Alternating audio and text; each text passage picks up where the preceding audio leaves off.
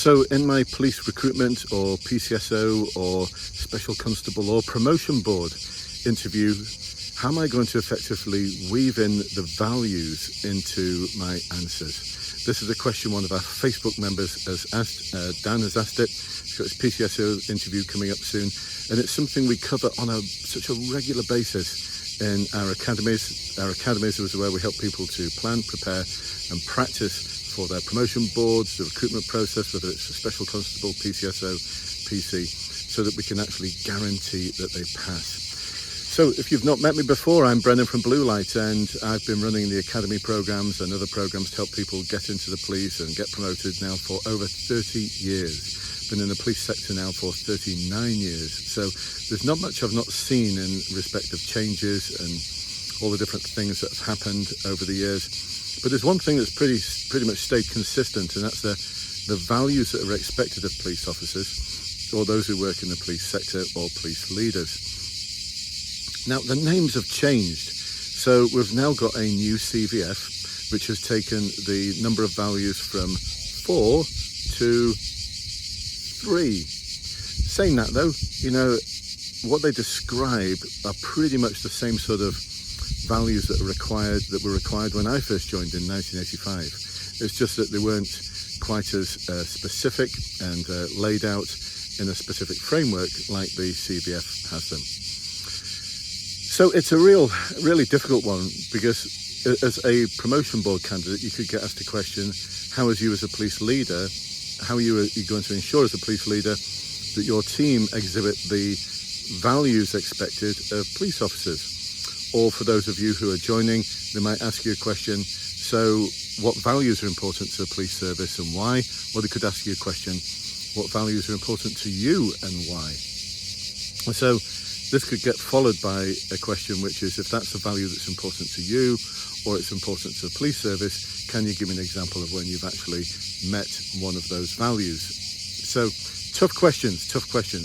Now, I want to steer you away from what a lot of you do, which is you just kind of repeat the CVF. So the values that are important are courage, respect and empathy, and public service. Or in the previous incarnation of the CVF, you would have said the values that are important are public service, impartiality, integrity, and accountability in the form of the transparency value.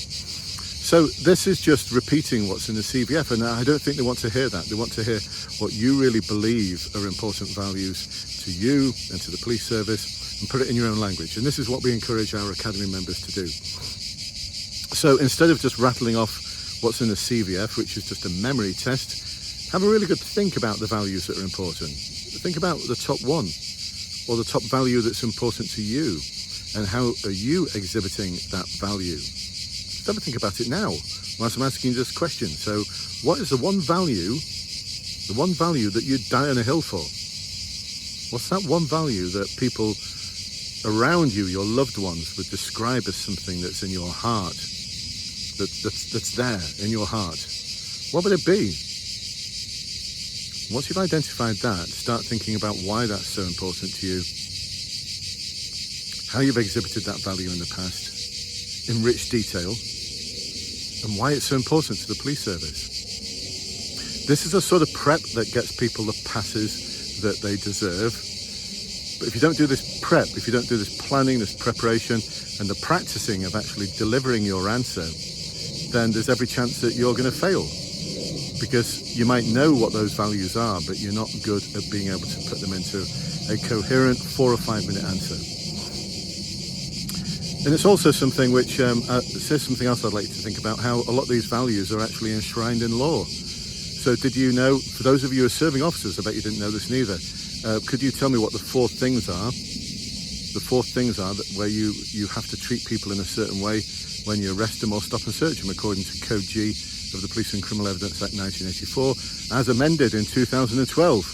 Do you know? Do you? Shall I help you? All right, it says when a person is arrested for an offence, they must be treated with respect, they must be treated fairly, they must be treated responsibly, and they must be treated without unlawful discrimination. So, 4 values, I suppose, but how are you actually exhibiting those values? And did you even know that they were enshrined in law? And as a police leader, How are you going to ensure that your team demonstrate those values? How are you going to be interested in how they actually deliver on those values? And then there's, excuse me, a bug on me. And then there's two more values as well I'd like to add to that. And that's the values of kindness and compassion. I think they should have been enshrined in Code G. Interesting that this was an amendment in 2012. This is an Act of Parliament from 1984.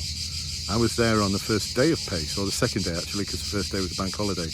And I was brand new in the police and they wouldn't let me work a bank holiday, but I was there on the second day, 2nd of January 1986. That's when PACE came live.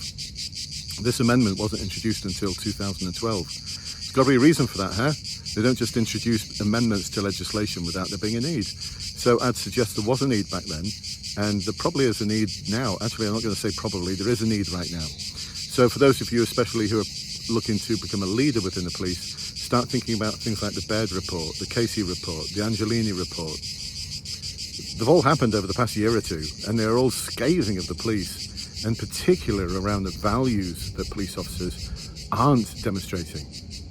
Respect comes up all the time. It's enshrined in legislation.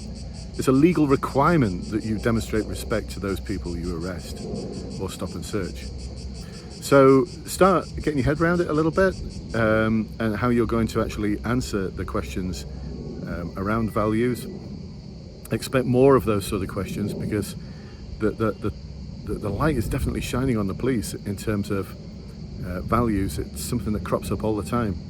Is it something that's really valued, though, no pun intended, really valued by those of you who are leaders within the police? Kindness, compassion, I would have added that to the fourth from PACE. I would have added kindness and compassion to the CVF. Start thinking about your values. How would you describe them? And don't just use the phrases from the CVF. That's the one thing that's going to annoy the interviewers and probably get you a fail. All right, hopefully interesting, hopefully helpful. I'll catch you in the next one. Bye-bye for now.